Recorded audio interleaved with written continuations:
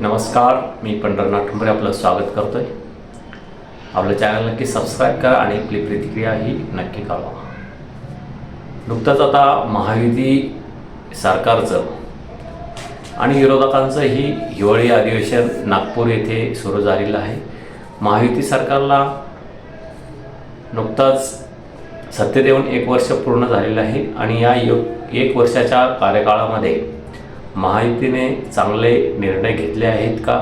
महायुती ही शेतकऱ्यांच्या, सर्वसामान्यांच्या, व्यापाऱ्यांच्या, मजुरांच्या आणि युवकांच्या दृष्टिकोनातून चांगले निर्णय घेते का? या संदर्भातही आपली प्रतिक्रिया नक्की कळवा. आणि आपण महायुतीच्या जे 1 वर्ष कार्यकाळ पूर्ण झालेला आहे त्या संदर्भात आपण समाधानी आहात का? गेल्या 1 वर्षाच्या कार्यकाळामध्ये 4 ते 5 अधिवेशन आता नवीन सरकारचे, महायुती सरकारचे पूर्ण झालेले आहे आणि या अधिवेशनामध्ये बऱ्याच महत्त्वाच्या मुद्द्यावर चर्चाही झाली, मात्र त्याची अंमलबजावणी झाली का? आणि महायुती सरकारने सत्तेमध्ये येण्यासाठी महाराष्ट्रातील जनतेला, शेतकऱ्यांना, युवकांना, विद्यार्थ्यांना, मजुरांना आणि व्यापारी वर्गांना जे आश्वासन दिलेले आहेत ते पूर्ण झालेले आहेत का? या संदर्भातही आता विरोधकांनी सत्ताधाऱ्यांना प्रश्न विचारणं अपेक्षित आहे. आणि महाराष्ट्रामध्येची गुन्हेगारी वाढलेली आहे. यामध्ये बीड जिल्ह्यातील संतोष देशमुख प्रकरण महाराष्ट्रामध्ये मोठ्या प्रमाणावर घडलं आणि त्यानंतरही छोट्या चिमुकलीपासून ते महिलापर्यंतचे मोठे बलात्कार महाराष्ट्रामध्ये हे प्रकरणं मोठे गाजले. त्यामध्ये पुण्याचं प्रकरण असो की आता नुकतंच एका चिमुरडीवर बलात्कार करून तिला ठार केलं आणि त्यानंतर संभाजीनगरमधील काही मर्डर असो, हे अत्यंत मोठ्या प्रमाणावर महाराष्ट्रामध्ये गाजले. आणि या प्रकरणावर महाराष्ट्रात हिवाळी अधिवेशनामध्ये चर्चा होणं अपेक्षित आहे. आणि यामध्ये नुकतंच अजित पवार यांच्या मुलांचा जमीन व्यवहार प्रकरण तेही मोठ्या प्रमाणावर गाजलं. 1,500 कोटीची जमीन, 1,800 कोटीची जमीन अल्प दरात खरेदी केल्याचं प्रकरण आहे. आणि या प्रकरणावरही जवळपास पडदा पडल्यासारखा आहे, कारण आतापर्यंत 3-4 दिवस हिवाळी अधिवेशन होऊन सुरू झालेलं आहे, मात्र या प्रकरणावर अद्याप चर्चा झालेली नाही. शेतकऱ्यांच्या कर्जमाफीचा मुद्दा आहे, शेतकऱ्यांच्या आत्महत्याचा प्रश्न आहे, शेतकऱ्यांच्या सिंचनाचा प्रश्न आहे, शेतकऱ्यांच्या हमीभावाचा प्रश्न आहे. शेतकऱ्यांना जो इतर सुविधा मिळणं अपेक्षित आहे, शेतकऱ्यांच्या हमीभाव आणि शेतकऱ्यांना उत्पादन खर्च यामध्ये जी तफावत आहे त्या तुलनेनुसार शेतकऱ्याला हमीभाव मिळणं अपेक्षित आहे. मात्र त्यावरही गेल्या अनेक वर्षापासून चर्चा होत नाही. अनेक समाजाच्या आरक्षणाचा प्रश्न आहे, यावरही अद्यापपर्यंत हिवाळी अधिवेशनामध्ये चर्चा झालेली नाही. त्यामुळे विरोधकांचे हे अधिवेशन आहे किंवा सत्ताधाऱ्यांचे हे अधिवेशन आहे, यामध्ये विरोधकांनी आणि सत्ताधाऱ्यांची मिलीभगत असते का, असा एक सवाल आता उपस्थित होत आहे. कारण तू रडल्यासारखं कर, मी मारल्यासारखं करतो. सत्ताधाऱ्यांनी रडल्यासारखं करायचं आणि विरोधकांनी मारल्यासारखं करायचं, अशी एक परिस्थिती आपल्याला प्रत्येक अधिवेशनामध्ये दिसते का? कारण सर्वच विषयावर हिवाळी अधिवेशनामध्ये चर्चा होते. कोट्यावधीचा या हिवाळी अधिवेशन असो, पावसाळी अधिवेशन असो, यावर कोट्यावधीचा खर्च होतो. मात्र त्यामधून आउटपुट हे जनतेला काय मिळतं यावरही आता चर्चा होणं गरजेचं आहे. आणि हिवाळी अधिवेशनामध्ये जे महत्त्वाचे मुद्दे आहेत, कर्जमाफीच्या, शेतकऱ्यांच्या कर्जमाफीचा हा कळीचा आणि महत्त्वाचा मुद्दा आहे. कारण गेल्या काही वर्षामध्ये जवळपास 8 ते 10 शेतकऱ्यांच्या दररोज आत्महत्या होत आहेत. आणि गेल्या एका अहवालामध्ये भारतामध्ये 2015 पासून तर 25 पर्यंत गेल्या 10 ते 11 वर्षात 1.25 लाख शेतकऱ्यांनी मृत्यूला कवटाळलेला आहे.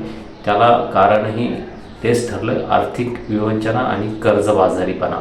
यातून भाजप सरकार हे शेतकऱ्यांना बाहेर काढेल अशी अपेक्षा होती.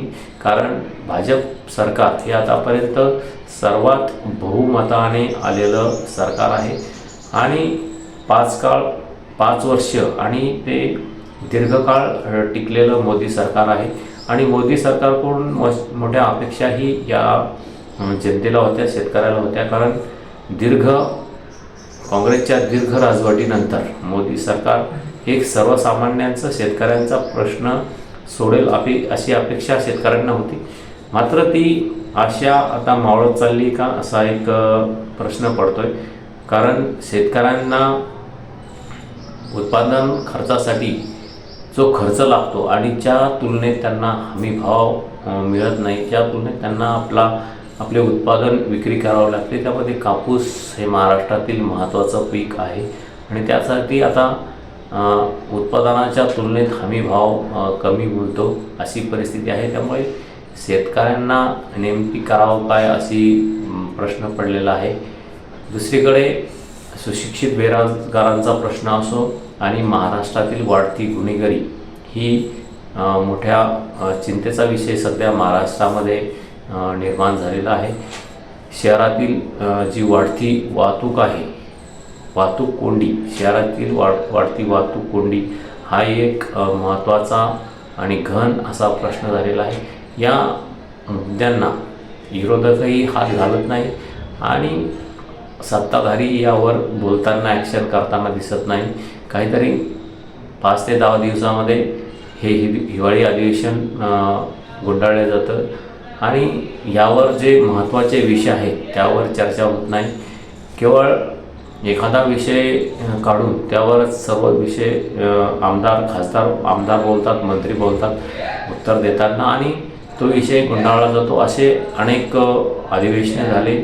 मात्र त्यामध्ये जो महत्त्वाचा प्रश्न आहे, जसा की शेतकऱ्यांच्या कर्जमाफीचा आता सध्या महत्त्वाचा मुद्दा आहे, ते जरी मुख्यमंत्र्यांनी बच्चू कडू यांनी आंदोलन केल्यानंतर येत्या 30 जूनपर्यंत आपण शेतकऱ्यांना कर्जमाफी देऊ असं आश्वासन दिलेलं असलं तरी हिवाळी अधिवेशनामध्ये यावर चर्चा होणं अपेक्षित आहे आणि शेतकऱ्यांना या अधिवेशनाच्या माध्यमातूनही सांगणं आवश्यक आहे की महायुती सरकारने निवडणुकीच्या दरम्यान आम्ही आश्वासन दिलं होतं की कर्जमाफी करू.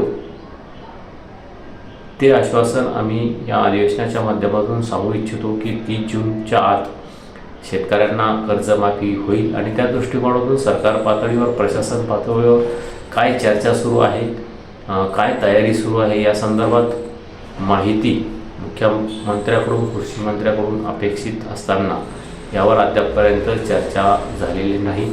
येत्या काही दिवसात, 2-3 दिवसात ही चर्चा होईल अशी अपेक्षा आपण करूया. मात्र विरोधक आणि सत्ताधारी हे मिलीभगत करून हे अधिवेशनं चालवतात का असा एक सवाल आता सर्वसामान्यांना पडतोय. कारण यामध्ये तुम्ही गेल्या 1 वर्षामध्ये काय कामं केली किंवा काय आश्वासने दिली आहेत सत्ताधाऱ्यांनी, ती सोडवली आहेत का आणि ती का सोडवली गेली नाही. जनतेनं तुम्हाला या आश्वासनावरती निवडून दिलेलं आहे. त्यामुळे ही आश्वासने सत्ताधाऱ्यांनी सोडणं अपेक्षित आहे. असं धारेवर धरणं हे विरोधकांचं काम आहे. मात्र ते होताना दिसत नाही. अनेक प्रकरणे, अनेक घोटाळेही या गेल्या काही वर्षामध्ये बाहेर पडलेले आहेत महाराष्ट्रामध्ये. तेही बाहेर काढणं आवश्यक आहे. वाढती गुन्हेगारी महाराष्ट्राचा बिहार होतोय का असा एक सवाल उपस्थित होतो. संतोष देशमुख यांच्या हत्या प्रकरणामध्ये 1 वर्षाचा कार्यकाळ पूर्ण होऊनही अद्यापही यातील काही आरोपी सापडलेले नाही आणि जे मुख्य आरोपी आहेत त्यांना फाशीची शिक्षा व्हावी अशी मागणी संतोष देशमुख यांच्या कुटुंबियांनी केलेली आहे आणि मराठा समाजानेही या संदर्भात मागणी केलेली आहे. मात्र या संदर्भातही आतापर्यंत चर्चा झालेली नाही आणि त्यावर चर्चा होऊन या संदर्भात ठोस अशी कारवाई सरकारने करणं अपेक्षित आहे. तेव्हाच महाराष्ट्रातील गुन्हेगारीला आळा बसेल. नाहीतर या संतोष देशमुख यांच्या हत्याकांडानंतर अनेक महाराष्ट्रामध्ये खुलेआमपणे मर्डर झालेले आहेत आणि ते रोखण्यासाठी सरकारला मोठं पाऊल उचलावे लागणार आहे. तेव्हाच ही वाढती गुन्हेगारी रोखली जाईल. अन्यथा महाराष्ट्राचा बिहार होण्यास वेळ लागणार नाही. त्याही पुढे महाराष्ट्र जाईल का अशी भीती आता निर्माण झालेली आहे. त्यामुळे एकच विनंती आहे की महाराष्ट्राचे जे मुख्यमंत्री आहेत, गृहमंत्री आहेत, कार्यक्षम आहेत, कर्तव्यदक्ष आहेत, हुशार आहेत, त्यांनी महाराष्ट्रातील जी गुन्हेगारी आहे, छोट्या छोट्या मुलीवर, शाळकरी मुलीवर बलात्कार होत आहेत, मर्डर होत आहेत आणि ते कुठेतरी थांबले पाहिजे अशी अपेक्षा सर्वसामान्यांना आहे, जनतेला आहे. आणि ती अपेक्षा येत्या काही दिवसामध्ये महाराष्ट्राचे मुख्यमंत्री, गृहमंत्री हे पूर्ण करतील. याला गुंडगिरीला चोख बसेल अशी अपेक्षा आपण करूया. आपण आपली प्रतिक्रिया नक्की कळवा. विरोधकांचे हे जे अधिवेशन असतात ते केवळ तू मारल्यासारखं कर, मी रडल्यासारखं करतो अशी परिस्थिती आहे का? यातून जनतेच्या हातात काही पडतं का, की केवळ जनतेचा कोट्यावधीचा खर्च या अधिवेशनावर होतो आणि जनतेच्या मात्र हातात काही लागत नाही का? अशी परिस्थिती महाराष्ट्रात गेल्या अनेक वर्षापासून सुरू आहे का? या संदर्भात आपली प्रतिक्रिया नक्की कळवा. चॅनल सबस्क्राईब करा. धन्यवाद. थांबतो.